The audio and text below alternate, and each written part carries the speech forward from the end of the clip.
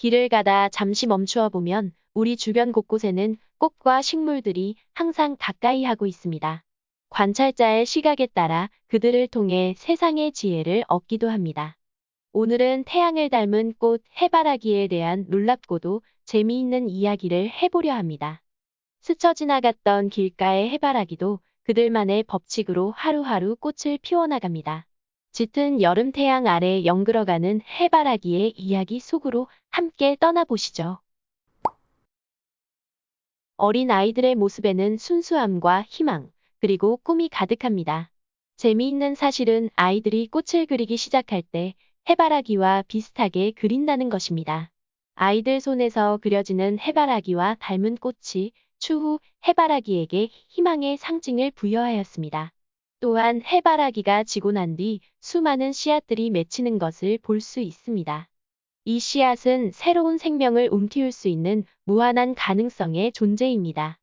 해바라기가 품은 이 씨앗들은 빛나는 미래에 대한 약속의 의미를 가지고 있습니다. 한 예로 이러한 해바라기의 상징적 의미를 작품으로 담아낸 영화도 있습니다. 주인공이 살아갈 수 있는 원동력, 희망을 주제로 삼고 있죠. 개인적으로 정말 재미있게 봤던 영화 중 하나입니다. 시간이 되신다면 꼭 한번 보시기를 추천드립니다. 앞서 소개했듯이 해바라기의 상징 중 하나가 빛나는 미래에 대한 약속입니다. 해바라기가 이러한 상징을 얻을 수 있는 이유는 무엇일까요? 바로 중앙에 빼곡이 들어차 있는 해바라기 씨앗이 있었기 때문입니다. 해바라기 꽃송이는 하나인데 어떻게 수많은 씨앗들을 맺을 수 있을까요? 그 이유는 해바라기의 관상화 덕분입니다. 해바라기는 크게 설상화와 관상화로 나누어지는데 우리가 흔히 해바라기 꽃잎이라고 부르는 것은 설상화입니다.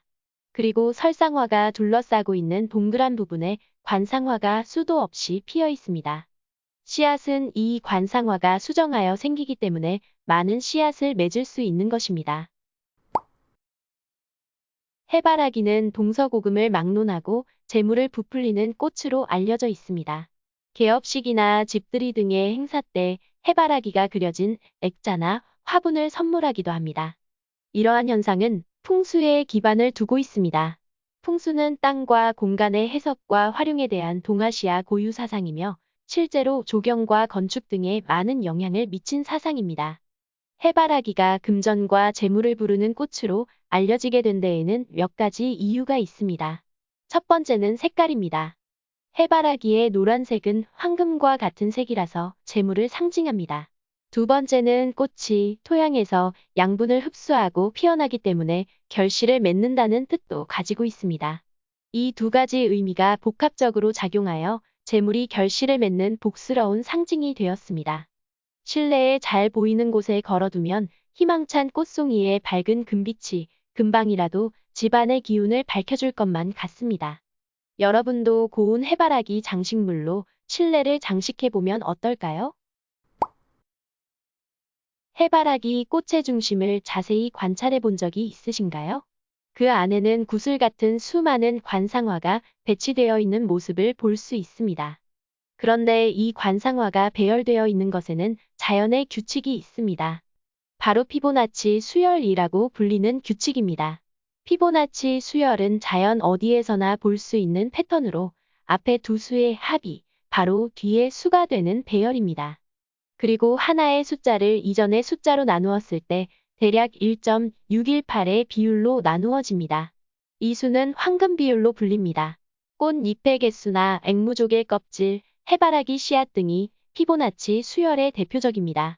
그중 해바라기가 가장 분명하게 이 수열을 나타냅니다. 해바라기를 자세히 바라봅시다. 해바라기의 관상화, 그러니까 씨앗을 맺는 중간 부분을 보면 시계 방향, 반시계 방향으로 나선형을 그리는 형태를 볼 수 있습니다. 이 나선의 수는 해바라기의 크기에 따라 다릅니다. 한쪽 방향으로 34열이 있다면 반대 방향으로는 55열 또는 한쪽 방향으로 21열과 반대 방향으로 34열과 같은 규칙으로 피보나치 수열이 적용됩니다. 이러한 수열은 자연물이 환경에 적응할 수 있도록 최대한의 효율을 내기 위함입니다. 꽃잎의 개수는 수술과 암수를 보호하기에 가장 적합했고 해바라기의 씨앗은 좁은 공간에 최대한의 씨앗을 배치함으로써 폭풍과 비바람으로부터 보호했습니다. 자연의 지혜는 정말 경이롭습니다. 해바라기 하면 무엇이 떠오르시나요? 온종일 태양을 따라 고개를 돌리는 일편단심의 꽃이 생각납니다. 오죽하면 이 꽃의 이름이 해바라기로 지어졌을까요? 그러나 애석하게도 해바라기가 항상 해를 쫓는 것은 아닙니다.